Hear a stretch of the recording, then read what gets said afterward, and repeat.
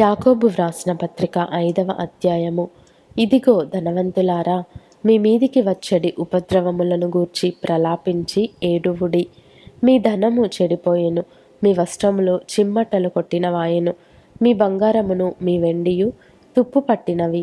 వాటి తుప్పు మీ మీద సాక్ష్యముగా ఉండి అగ్నివలె మీ శరీరములను తినివేయును.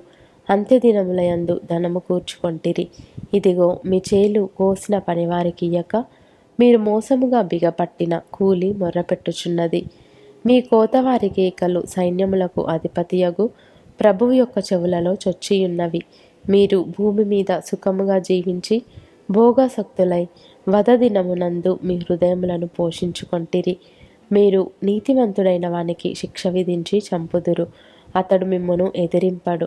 సహోదరులారా, ప్రభువు రాకడ వరకు ఓపిక కలిగి యుండుడి. చూడుడి, వ్యవసాయకుడు తొలకరి వర్షమును కడవరి వర్షమును సమకూడు వరకు విలువైన భూఫలము నిమిత్తము ఓపికతో కాచుకొనుచు దాని కొరకు కనిపెట్టును గదా.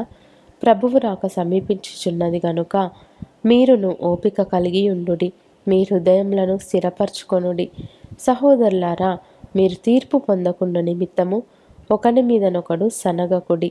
ఇదిగో న్యాయాధిపతి వాకిట నిలిచియున్నాడు. నా సహోదరులారా, ప్రభువు నామమున బోధించిన ప్రవక్తలను శ్రమానుభవమునకును ఓపికకును మాదిరిగా పెట్టుకొనుడి. సహించిన వారిని ధన్యులను కొనుచున్నాము గదా. మీరు యోబు యొక్క సహనమును గూర్చి వింటిరి. ఆయన ఎంతో జాలియు కనికరమును గలవాడని మీరు తెలుసుకొని ఉన్నారు. నా సహోదరులారా, ముఖ్యమైన సంగతి ఏదనగా ఆకాశము తోడని గాని భూమి తోడని గాని మరి దేని తోడని గాని ఒట్టు పెట్టుకొనక మీరు తీర్పు పాలు కాకుండునట్లు అవునంటే అవును, కాదంటే కాదు అని ఉండవలెను.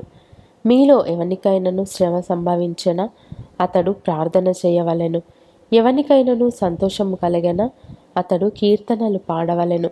మీలో ఎవడైనాను రోగి అయి ఉన్నాడా అతడు సంఘపు పెద్దలను పిలిపింపవలెను. వారు ప్రభువు నామమున అతనికి నూనె రాచి అతని కొరకు ప్రార్థన చేయవలెను. విశ్వాస సహితమైన ప్రార్థన ఆ రోగిని స్వస్థపరచును. ప్రభువు అతని లేపును. అతడు పాపములు చేసిన వాడైతే పాపక్షమాపణ నొందును. మీ పాపములను ఒకనితోనొకడు ఒప్పుకొనుడి. మీరు స్వస్థత పొందునట్లు ఒకని కొరకు ఒకడు ప్రార్థన చేయుడి. నీతిమంతుని విజ్ఞాపన మనఃపూర్వకమైనదై బహుబలము గలదై ఉండును. ఏలియా మన వంటి స్వభావము గల మనుష్యుడే. వర్షింపకుండునట్లు అతడు ఆసక్తితో ప్రార్థన చేయగా 3.5 సంవత్సరముల వరకు భూమి మీద వర్షింపలేదు. అతడు మరలా ప్రార్థన చేయగా ఆకాశము వర్షమిచ్చెను, భూమి తన ఫలము ఇచ్చెను. నా సహోదరులారా, మీలో ఎవడైనను సత్యము నుండి తొలగిపోయినప్పుడు మరి ఒకడు అతనిని సత్యమునకు మళ్లించిన ఎడల పాపిని వాని తప్పు మార్గము నుండి మళ్లించువాడు మరణము నుండి ఒక ఆత్మను రక్షించి అనేక పాపములను కప్పివేయునని తాను తెలుసుకొనవలెను.